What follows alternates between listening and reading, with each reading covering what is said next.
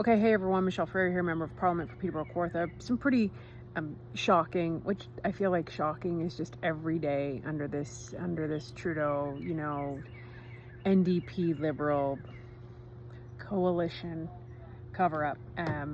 They don't even hide their radicalism anymore. When I first was elected, it was kind of like implied. Now it's just out in the open. It just is what it is. And so these secret documents were released today that the Liberal NDP want to decriminalize and make crack, heroin, fentanyl, hard drugs more accessible. It's absolutely ludicrous, when you think about what addiction really is, right? It's a disease. It requires complex response to this disease. Affordability being one of the key factors. You have to be able to afford to live. When you can't afford to live, life is stressful, you want to escape. That's what substance use is, right? You use substances to feel different.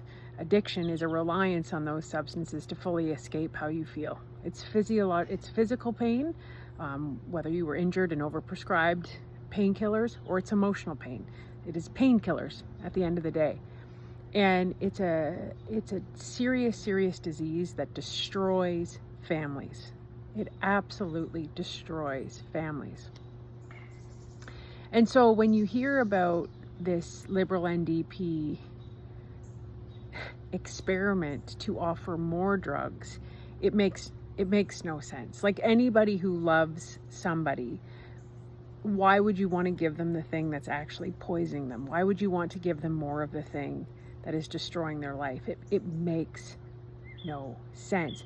And the real issue is follow the money, because it is disproportionately, okay, the funding from the Liberal NDP government is disproportionately going to funding more drugs.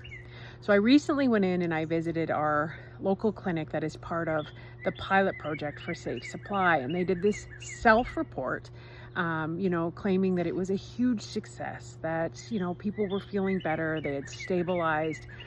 And there is no doubt in my mind that the relationships that were built as a result of this program are beneficial. The opposite to addiction is connection. So to be able to walk into a clinic and get clinical care by a nurse practitioner for wounds, for other medical complications, is a huge win, because you're not tying up the emergency room, you're developing trust for medical care, which you need.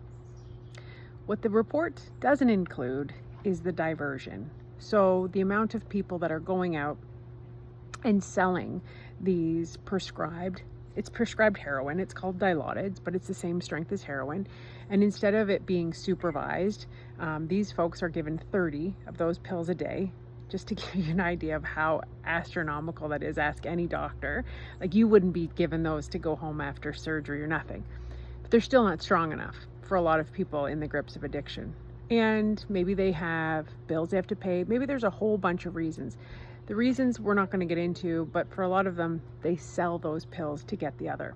As the London police chief says in one of their huge busts of Safe Supply, diverted supply that's on the black market now, Safe Supply, the government-funded Safe Supply, is the currency for fentanyl. Fentanyl is what is causing the overdoses at a rapid rate. So 22 people a day are dying from overdoses in this country. But here's the piece I really want to tell you. When I sat in that room with the folks from this clinic, I said, if I gave you a magic wand and I gave you unlimited money to solve this addiction crisis, which I'm going to be honest, you can't solve this. This isn't fixing something. Mental illness, addiction, this is as old as time, but we can certainly manage it better and stop more people from dying, and we can show more people that there is life without addiction. And so I said to the folks, I said, if I gave you a magic wand, if I gave you all the money in the world, what would you do to help this crisis? And the response I got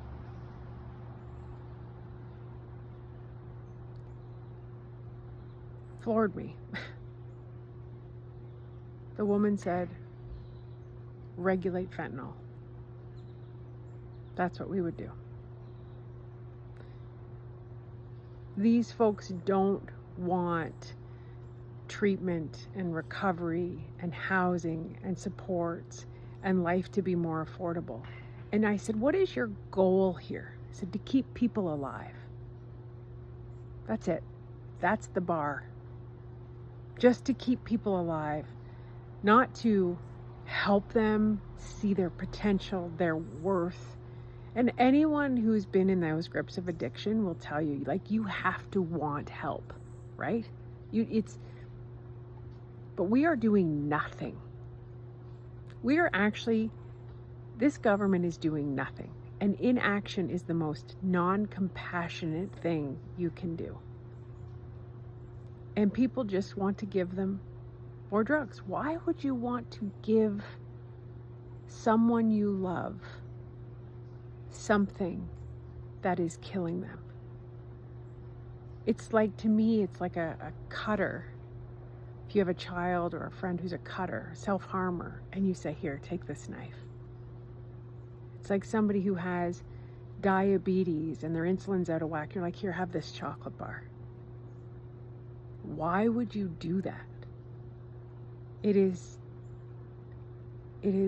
wacko. Like, there's a reason Pierre Poilievre uses that term, because there's nothing else to describe it. And we have to pivot. We have to change course. And we are the only party, for whatever reason. I can't believe you don't have collaboration on this. I can't believe you have one party that's like, no, let's regulate fentanyl. Let's give more people drugs.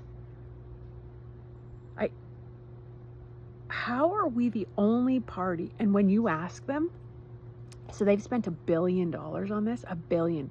So how much of that goes directly to treatment and recovery and to get them out of the grips of addiction, not hold them where they're at? Because right now, that's all that this is. The Liberal NDP plan is to keep people where they are, meet people where they're at, and then keep them there. That's their plan. And they'll tell you, well, it's just a tool in the toolbox. Well, how come there's no money going to the other tools? Why? Because when you ask them point blank, they want to legalize crack, heroin, meth. Why? Follow the money. Follow the money. It's tough. These are tough conversations, and people are emotional about it. And it's just awful. But when you ask somebody, what would you do if I gave you all the money in the world and a magic wand to fix this, to stop this? And you tell me regulated fentanyl. Houston, we have a problem. A serious problem. And it's impacting everybody's life now. It's impacting everyone. You can't deny this anymore. You walk downtown in any city, in any place in Canada, and it's The Walking Dead. It is the most sad, non-compassionate thing I have ever seen in my life. I really believe we can turn this ship around. And I know there are people doing amazing things. Bruce Oak Recovery, Peggy Shaughnessy, Right to Heal, Village of Hope. There is answers. There are solutions. But they're not getting any support. None. Conservatives will change that. We will support them.